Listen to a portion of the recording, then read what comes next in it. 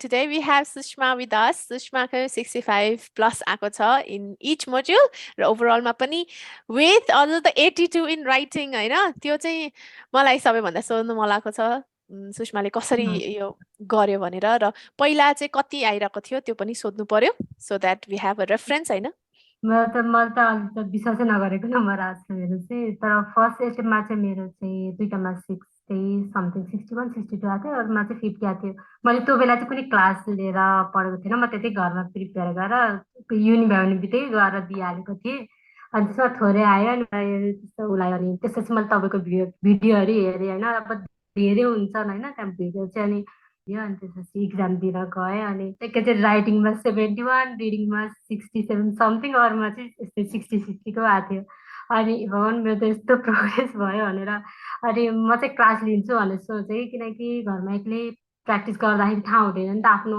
मिस्टेकहरू थाहा हुँदैन अनि मलाई चाहिँ धेरै कुरा अझै के छ मेरो मिस्टेक त्यो चाहिँ म क्लास जोइन भएपछि नै थाहा गर्छु भने होइन अनि त्यसपछि मैले चाहिँ अब कुन क्लास लिनु त मलाई थाहा थिएन नि त म्याम होइन अनि त्यहाँ धेरै थियो 1 महिनाको थियो 2 महिनाको थियो अनि त्यसपछि मैले भाउजूलाई तपाईँलाई यो कुरा मैले भनेको थिएन मेरो भाउजू पनि क्लासमै पढ्नुहुन्छ क्या तपाईँको क्लासमा भाउजूलाई चाहिँ के भने भाउजू मैले चाहिँ यस्तो यस्तो भिडियो हेरेको थिएँ अनि मेरो चाहिँ यति नम्बर आयो तपाईँले चाहिँ क्लास लिनुभएको छ तपाईँ कहाँको दिनुभयो र भनेर सोधेँ मैले भाउजूलाई अनि भाउजूले सिडनीको लिन्छु भने अनि कुन हो र मैले त माइलस्टोनबाट हेरेको थिएँ मलाई त एकदम भिडियो एकदमै राम्रो लागेको थियो भाउजू म त क्लास जोइन गर्न थालेछु अनि भनेको थिएँ भाउजूलाई चाहिँ भाउजू मैले त्यही क्लास हुने त बहिनी मैले लिने भन्नु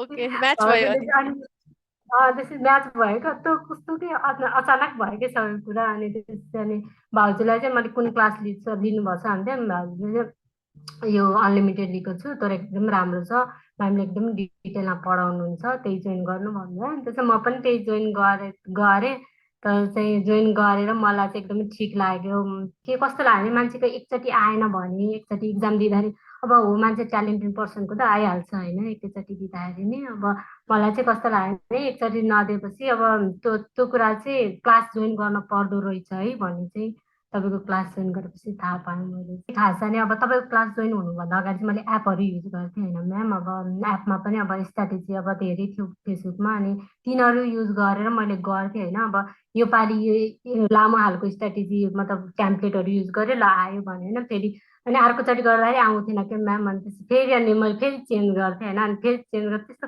धेरै गर्थेँ अनि म धेरै एपमा डिपेन्डेन्ट पनि थिएँ किनकि मलाई त्यो कस्तो लाग्थ्यो अनि अरू नम्बर आएर त खुसी भइन्छ होइन नम्बर नआएर चाहिँ लौ के भयो भनेर अनि कस्तो हुन्थ्यो कि मलाई त एकदम नराम्रो नि फिल हुन्थ्यो किनकि आफूले पढिरहेको छ नम्बर आउँदै आउन जति जति प्र्याक्टिस गर्दा नि आउँदैन थोरै देखाइरहेछ जस्तो फिल हुन्थ्यो अनि चाहिँ यस्तै एपहरूमा डिपेन्ड गर्न हुन्न है अब धेरै छ नाम त नलिउँ होइन कुन कुन एप चाहिँ डिपेन्ड गर्न हुन्न है प्र्याक्टिसको लागि चाहिँ गर भन्नुहुन्थ्यो होइन तर चाहिँ मैले यो पालि चाहिँ मैले चाहिँ एप उसमा चाहिँ स्पिकिङमा चाहिँ मैले केही पनि युजै गरिनँ म्याम तपाईँले भन्नुहुन्थ्यो नि बुक पढ भन्नुहुन्थ्यो अनि जुन टाइम टेबल मलाई दिनुभएको थियो नि मैले त्यो चाहिँ फलो गरेको थिएँ तपाईँले भनेको कुरा चाहिँ मैले एकदम फलो गरेको थिएँ म्याम अनि त्यो हुन्छ नि यतिवटा पेज पढेर भइसकेपछि मलाई रेकर्ड गरेर सुनाऊ भन्नुहुन्थ्यो मैले पढ्थेँ बिहान त्यो बुक चाहिँ मैले बिहान नि पढ्थेँ बेलुका नि पढ्थेँ अनि बेलुका पढे भएपछि अनि अलिक थाहा हुन्थ्यो नि अनि बल्ल रेकर्ड गरेर पठाउँथेँ क्या तपाईँलाई अब आफूले चाहिँ इम्प्रुभ नगरेपछि म तपाईँलाई रेकर्ड गरेर मात्रै पठाएर नि त भएन नि त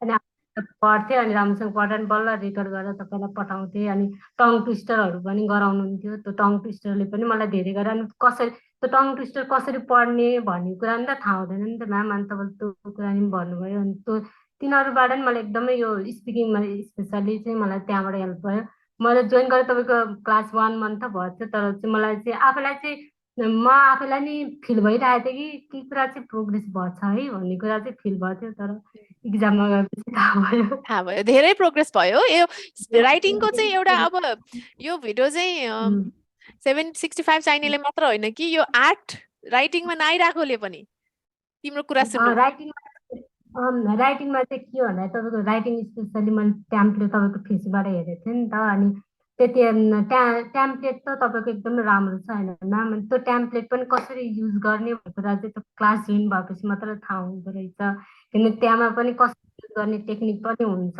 जुन कुरा चाहिँ त्यो सानो भिडियोमा पनि थाहा हुन्छ। त्योबाट चाहिँ मैले 71 त ल्याएँ होइन, तर एकैचोटि 10 नम्बर त इन्क्रिज हुनु त तपाईँले भनेको कुरा इच एन्ड एभ्री के मैले के पनि गरेँ भने यो पालि चाहिँ मैले एकचोटि चेक गरिसकेपछि डबल डबल चेक गर्ने भन्नुहुन्थ्यो नि त। अनि मैले तपाईँले भनेको कुरा चाहिँ हामीलाई जसरी प्र्याक्टिस गराउँथ्यो लेखेर टाइपिङ गरेर, मैले त्यो चाहिँ तपाईँको टेम्प्लेट चाहिँ यस्तो मजाले याद गरेको थिएँ कि मैले त्यो टेम्प्लेट एकदम चाँडो टाइप गर्ने भइसकेको थिएँ कि म्याम। अनि त्यो गरिसकेपछि अनि 2-3 पटक चेक गरेर अनि बल्ल त्यो टाइमलाई चाहिँ मैले भरपुर सदुपयोग गरेको थिएँ कि, जुन हुन्छ नि हाम्रो राइटिङको टाइम टाइम हुन्छ नि। Exactly. मान्छे के गर्छ भने मैले पहिला के गर्थेँ भने ल लेखेँ नेक्स्ट गरेँ गइहाल्थेँ नि त।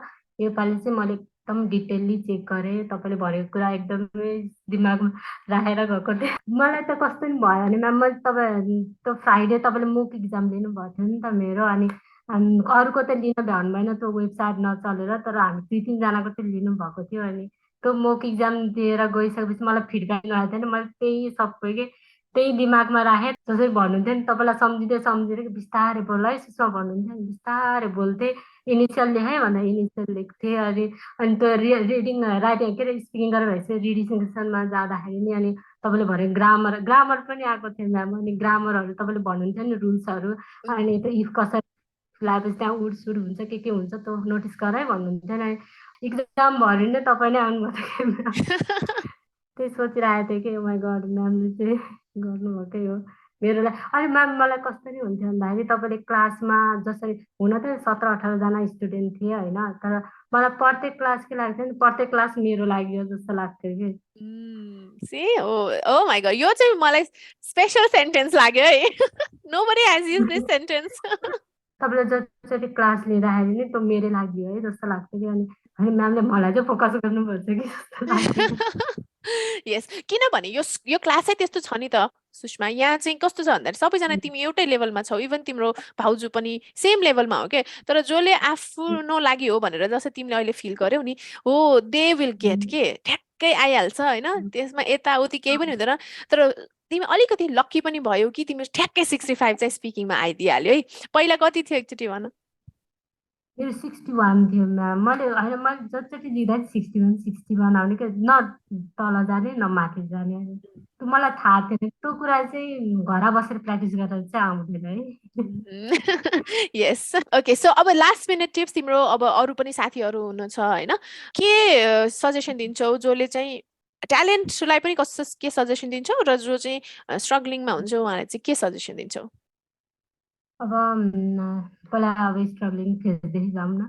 अब जो चाहिँ घरमा एकचोटि पढेर या एकचोटि घरमै टाइम दिएर पढ्नुभएको छ, उहाँहरूले नम्बर लिएर आउनुभएको छैन भने चाहिँ क्लास जोइन गर्नुहोस्। क्लासबाट एकदमै बेनिफिट हुन्छ।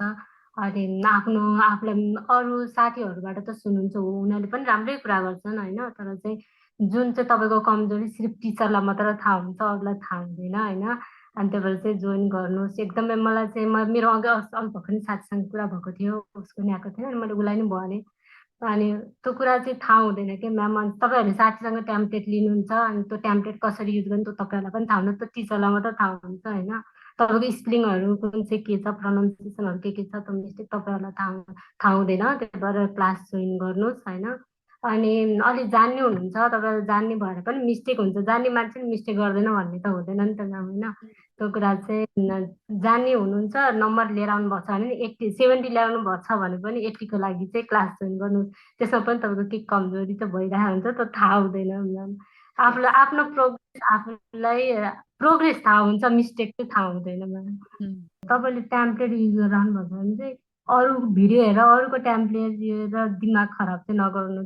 किन हुनुहुन्छ भने चाहिँ त्यही नै टेम्प्लेट सिम लिएर त्यही टेम्प्लेट युज गर्नु, अनि आफ्नो 100% दिनुहोस्। मैले के गर्छु भने म्याम यो क्लास जोइन हुनुभन्दा अगाडि मैले 1 मन्थको टोटली बिरै लिएर मैले बिदा लिएर म प्रिपेयर गरेको थिएँ होइन।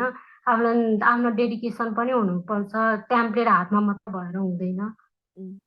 सो 1 मन्थ छुट्टी मैले 1 मन्थ लिटरली मैले 1 मन्थ छुट्टी लिएर बसेको। मैले ठ्याक्कै आज जुन दिन इक्जाम दिएँ नि म्याम 24 गते, मैले तपाईँ पनि हेर्थेँ उमागर मैले 24 गते नै जोइन गरेर जानको 24मा जोइन गरेको थिएँ। आज मैले ठ्याक्कै इक्जाम पनि त्यतिखेर नै दिएँ आयो होइन। 2-3 पटक दिएर तपाईँले 5-6 हजार खर्च गर्नुभन्दा होइन बरु बिदा हेरेर बरु राम्रोसँग पढेर अनि इक्जाम एकैचोटिमा कटाउनु त्यो चाहिँ मलाई चाहिँ वर्थ इट लाग्छ। पैसा मात्रै ठुलो कुरा होइन नि म्याम, मेन्टली स्ट्रेस कस्तो हुन्छ नम्बर नआउँदाखेरि, अरू डेफिनेटली साथीहरू देख्दाखेरि कस्तो हुन्छ त्यसलाई सम्झेर। अनि काममा गएपछि कस्तो हुन्छ भने साहस धेरैजना मान्छेहरूले सोध्छन् के गरे हौ के गरे, त्यो भन्नुभन्दा बरु 1 मन्थ जति बितालिनुहोस्, घर हालेर बसेर पढ्नुहोस् होइन, अनि क्लास जोइन गर्नुहोस्, म्यामले भनेको आँखा चिम्लेर फलो गर्नुहोस्, स्योर आउँछ। होमवर्कहरू चाहिँ तपाईँले जुन दिनुभएको थियो नि म्याम, त्योमा चाहिँ त्यसले पनि एकदमै हेल्प गर्छ, किनकि टाइम टेबल तपाईँले म्यानेज मिलाइदिनुहुन्छ, होमवर्क दिनुहुन्छ, तिनीहरूले एकदमै एडभान्टेज हुन्छ म्याम। कतिले चाहिँ क्लास त जोइन गर्नुहुन्छ होइन, तिमी भने क्लास जोइन गर, त क्लास त जोइन गर्नुहुन्छ but then they don't follow what I teach है। त्यो स्ट्रेट फरवर्ड कुराहरू हो, मैले क्लासमा पनि भनिरहेको हुन्छु। If you have join the class but you heaven followed anything that I teach, त्यो मतलबै भएन, बेकारमा क्लास जोइन गरे जस्तो भयो है। सो त्यो कुरा पनि यहीँबाट म भन्न चाहन्छु। र फाइनली अब त मुक्त भयो होइन सुषमा? आनन्द एकदमै स्ट्रेस भएको थियो, अब चाहिँ आनन्द भयो। होइन एउटा छुट्टै फिल हुँदो रहेछ। होइन त्यही भने अलिक अचिभमेन्ट फिल भयो नि त। अब तिमीले यो अचिभमेन्ट गरिसकेपछि तिम्रो अरू अरू चिजहरूमा पनि तिमीले होइन, तर ठुलो ठुलो एचिभमेन्टै हो मेरो लागि, किनकि एकदमै क्लास स्कुल यो मात्र पढिन्छ होइन, असाइनमेन्ट बुझाइन्छ त्यो हुँदैन, तर यो चाहिँ एकदम स्ट्रेसफुल हुँदो रहेछ। केही छ लास्ट मिनट टिप्स देऊ ल। टिप्स, भोलि टेस्ट छ भनेपछि के गर्ने? भोलि टेस्ट छ भने त आनन्दले जानुहोस्, रिल्याक्स पाराले भन्नुहोस्। त्यो अब अरू त केही होइन, धेरै चिज चाहेर नि हुँदो रहेनछ इक्जाममा।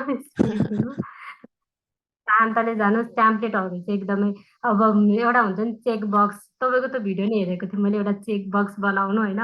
मलाई ट्याम्प्लेट याद छ, मैले स्पिकिङमा मैले बिस्तारै बोल्नुपर्छ, मैले इनिसियल लेख्नुपर्छ, मैले त्यो गरेको थिएँ। अनि त्यसपछि मैले यो स्पिकिङ र के अरे इमेजमा र अनि के रिटेन लेक्चरमा चाहिँ म कति कति बोल्ने, कति सेकेन्ड बोल्ने हो भन्ने त्यो कुरा मलाई थाहा छ। अनि रिडिङमा चाहिँ मैले ग्रामरहरू युज गर्ने हो, मलाई भोकाबहरू मलाई यस्तो थाहा छ मलाई भने। अनि त्यसपछि लिसनिङहरूमा नि हुन्छ होइन म्याम, राइटिङको ट्याम्प्लेटहरू मलाई यो छ।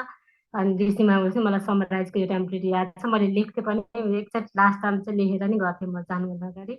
अनि गएर चाहिँ इनिसियल उसमा पनि के अरे डिक्टेसनमा पनि इनिसियल लेख्छु भनेर त्यसरी गएको थियो। एउटा चाहिँ चेकलिस्ट चाहिँ बनाउनुहोस्, त्यो चाहिँ एकदमै हेल्पफुल हुन्छ। ओके राइट, म त्यो चेकलिस्टको जुन सुषमाले भन्दैछ त्यसको भिडियो पनि यहाँ तल हालिदिन्छु, त्यो हेरिसकेपछि अनि all the best every one होइन सुषमा? थ्याङ्क यू म्याम, धेरै धेरै धन्यवाद तपाईँलाई।